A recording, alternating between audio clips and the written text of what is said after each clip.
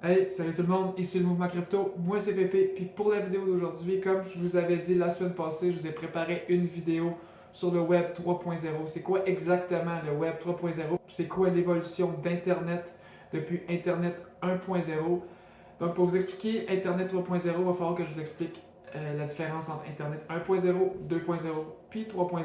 Mais juste avant que je commence la vidéo, s'il vous plaît, likez, partagez la vidéo, laissez-moi n'importe quel commentaire que vous voulez. Vous n'avez même pas idée à quel point ça nous aide. Et si vous voulez en apprendre encore plus sur tout ce qui touche les cryptos, allez faire un tour sur notre site internet mouvementcrypto.com. Avec le mouvement crypto, vous pouvez avoir accès à des Zoom calls gratuitement à toutes les semaines, qui est moi et mes partenaires qui vous expliquent un peu tout ce qui se passe dans le domaine des cryptos avec des nouvelles techniques ou juste vous enseigner des trucs que nous, on trouve intéressants. By the way, il y a 100$ de prix de présence qu'on fait tirer à toutes les semaines. Deuxièmement, vous pouvez aller avoir des services privés avec nous autres pour pouvoir répondre à n'importe quelle de vos questions puis vous aider dans votre démarche où que vous soyez dans les cryptos pour pouvoir comprendre que ce soit juste pour comment commencer, pour que ce soit dans tout ce qui va toucher les DEX ou peu importe qu'est-ce que vous êtes rendu. Vous pouvez faire affaire avec nous autres directement. Et aussi, on offre une nouvelle cohorte qui va vous apprendre comment, en fait, une nouvelle cohorte d'introduction à la crypto. Donc, si vous voulez commencer dans la crypto et que vous ne savez pas comment faire, vous voulez faire ça, d'avoir une bonne expérience, une expérience agréable et pouvoir justement sécuriser vos cryptos et pouvoir gagner de l'argent avec toute cette nouvelle technologie-là, c'est avec nous autres que ça se passe. Donc, mouvementcrypto.com.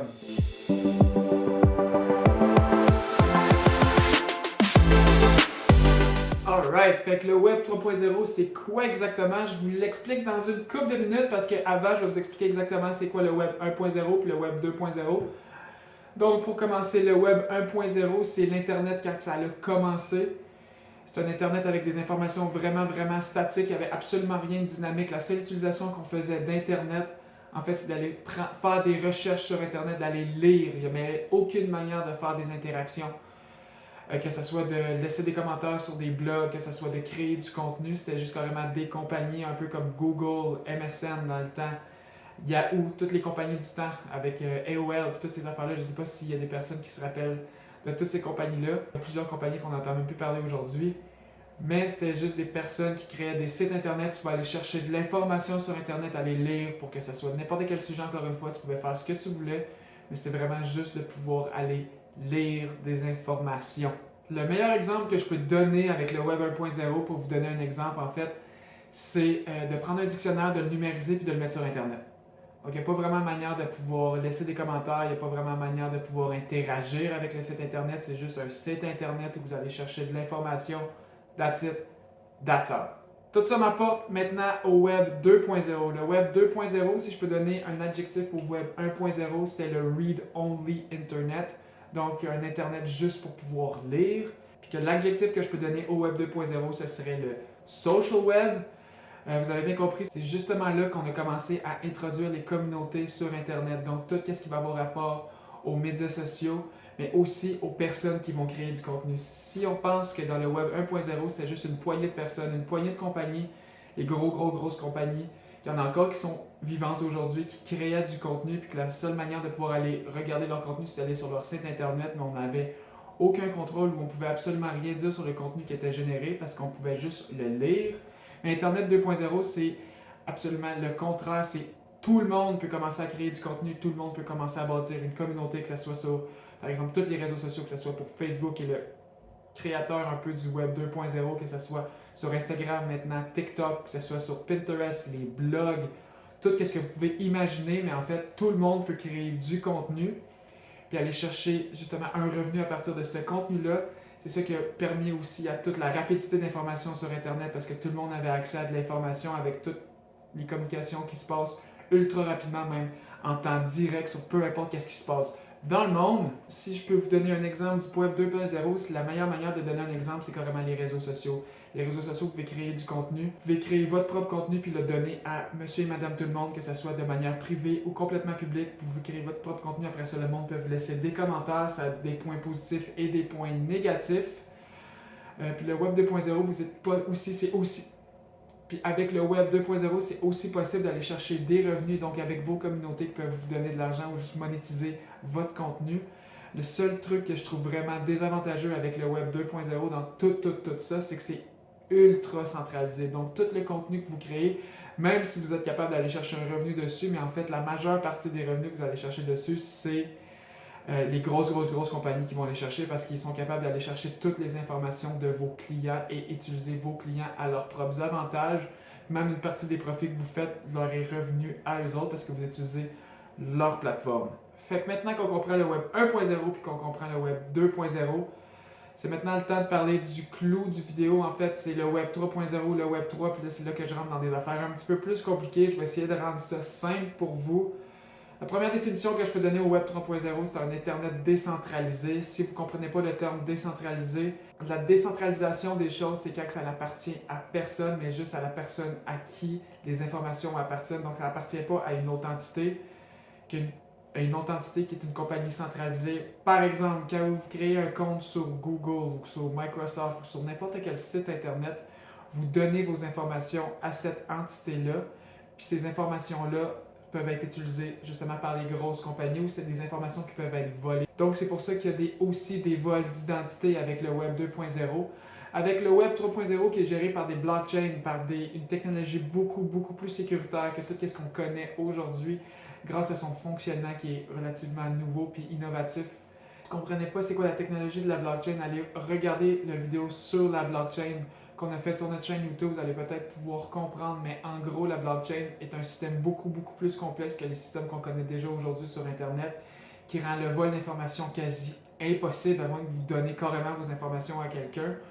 Donc, avec le Web 3.0, vous allez pouvoir utiliser seulement qu'un compte. Un des plus gros problèmes du Web 2.0, c'est que chaque personne, en moyenne, si on prend la moyenne des personnes, aurait jusqu'à 150 identités différentes sur Internet. Donc, c'est qu'avec les années que vous utilisez Internet, je ne sais pas combien d'années vous utilisez Internet, mais vous êtes créé des comptes sur tel site, un autre site, un autre site, un autre site, puis un autre site, puis ça finit plus le nombre de sites que vous êtes inscrits, puis vous en rappelez même plus vous-même. Mais toutes ces informations-là sont rentrées, puis sont dans des serveurs qui peuvent être hackés par des personnes, puis ces informations-là peuvent être utilisées contre vous. Avec une blockchain, c'est quasiment impossible, puis ça rend le fait être qu'avec les blockchains, vous pouvez utiliser seulement qu'une identité qui va être compatible sur toutes les blockchains. C'est pas encore quelque chose qui est possible aujourd'hui, mais c'est quelque chose qui est envisageable, qui devrait être possible. Donc, vous allez pouvoir avoir votre simple identité, puis cette entité-là est décentralisée. Donc, toutes les plateformes qui vont être utilisées sur le Web 3.0, c'est un Internet qui est décentralisé, qui n'est pas contrôlé par des grosses compagnies. C'est sûr que les grosses compagnies vont réussir à aller chercher un certain contrôle sur certaines choses, puis aller chercher un maximum d'argent qu'ils peuvent aller chercher, parce que c'est eux autres qui sont en train de développer la technologie théoriquement, parce que c'est eux autres qui ont tout l'argent du monde. Nous autres, on peut juste participer. Mais c'est vraiment intéressant pour plein d'autres trucs, comme justement la décentralisation. Donc, utilisez votre simple identité à vous-même, à moins carrément que vous la pitchez ou vous la faites voler physiquement. Mais là, on rentre dans quelque chose d'autre, je ne vais même pas commencer à parler là-dessus. Donc, avec le Web3, en ayant votre seule identité, tout le contenu et tout ce que vous pouvez créer sur Internet, parce que vous pouvez créer encore autant de trucs sur Internet que vous avez pu le créer avant. Donc, le phénomène de justement avoir créé les communautés ne se perd pas, c'est toujours quelque chose de possible avec le Web3. Mais tout le contenu que vous allez créer, si c'est décentralisé, ça veut dire que ça vous appartient. Donc, si quelqu'un veut réutiliser votre contenu, il doit demander votre autorisation.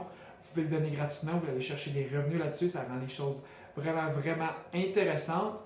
Donc, le Web 3.0 serait carrément, si on peut penser à une définition globale de base, ça serait un web qui est décentralisé, avec une seule identité basée sur des blockchains, qui est la technologie qui est responsable aussi pour tout ce qui est crypto-monnaie. Puis ça va apporter pas juste des nouveaux sites internet ou de nouveaux réseaux sociaux, ça va apporter aussi des nouveaux jeux vidéo, du crypto gaming, donc vous allez pouvoir gagner de l'argent à jouer avec des jeux vidéo. C'est quelque chose qui est encore nouveau, qui est quelque chose qui n'est pas encore nécessairement développé, mais ça va de plus en plus se faire. Il va y avoir des gros projets qui vont être créés là-dessus. Ça va pouvoir être fait dans un peu... En fait, n'importe quelle technologie dans le monde, n'importe quel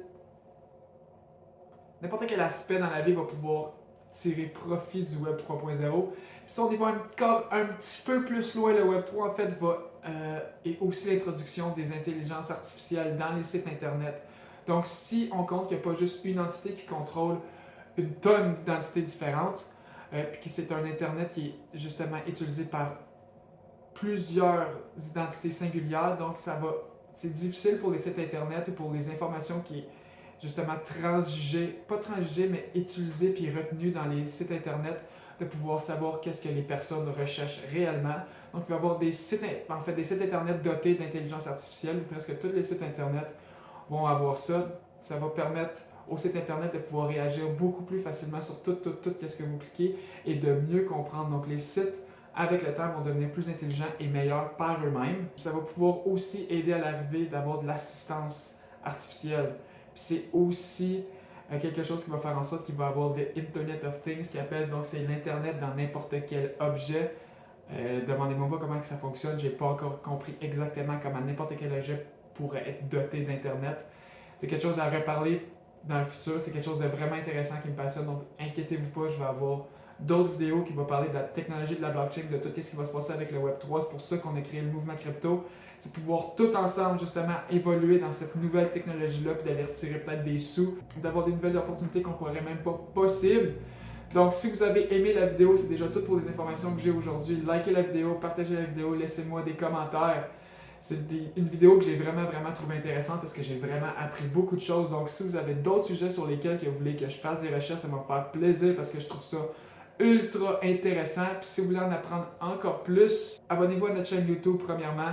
Ça nous aide énormément. Vous allez pouvoir suivre sur tous les contenus que je vais faire absolument. Puis le contenu va juste s'améliorer de semaine en semaine. Puis si vous voulez en apprendre encore plus, encore une fois, c'est aller faire un tour sur notre site internet. Je le redis, on a des Zoom calls à toutes les semaines. Puis par prix de présence, on fait tirer 100$ à toutes les semaines. On est en train de justement créer des plateformes avec notre site internet pour vous apprendre n'importe quoi dans le domaine des cryptos. La prochaine cohorte, ça va être une cohorte pour l'introduction aux crypto, pour pouvoir commencer à investir dans cette technologie-là puis comprendre cette technologie-là. Puis si vous voulez avoir des cours one-on-one sur de l'information sur peu importe tout ce qui peut toucher les cryptos, ça va être le meilleur endroit pour pouvoir avoir directement accès à nos produits. Sur ce, moi je vous dis à la semaine prochaine. Je vous vois dans mon prochain vidéo. Ciao!